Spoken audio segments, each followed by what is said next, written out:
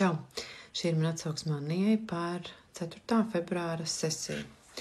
Un mēs sesijas laikā strādājām ar to manu sajūtu, kas maldīgi mani vilina uzsmēķēt.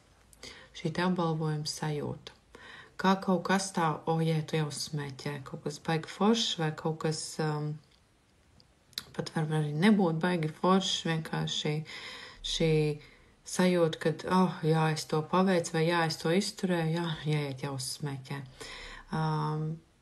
Īstenībā man likās, ka tur ir izveidojis kaut kāds nepareizs priekšstats starp apbalvošanu un smēķēšanu, bet tas, ko es uzzināju dziļāk sesijas laikā, mani mazliet šokēja, un es nebiju gaidījusi, kad man griezīs pogas uz āru.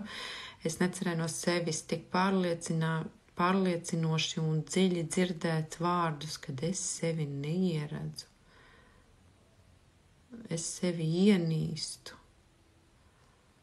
Un tas slēpjas patiesībā tur apakšā, kad es veicu šo te smēķēšanu, it kā apbalvojumu, bet patiesībā tā es sevi iznīcinu, jo man liekas, kad es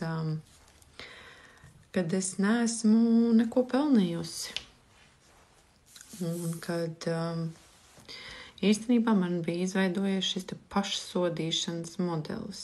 Un es ļoti labi arī saprotu, kāpēc. Ja cilvēks tik ļoti sevi ienīst, neieredz, tad viņš darīs pilnīgi visu,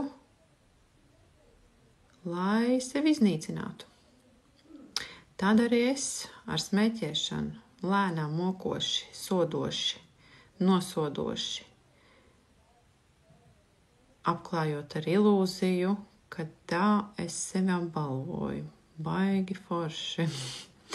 Tā kā ne no vieglākajām sesijām, bet noteikti atkal tāda, kas man pavēra kaut kādu atklāsmi sevī un cik atkal pārliecinājos par to, cik ļoti zemapziņa var maskēties, cik ļoti es varu domāt tā, bet izrādās pavisam savādāk. Un es nebiju no sevis gaidījusi, ka no manis nāks tādi vārdi ārā, ka es sevi ienīstu.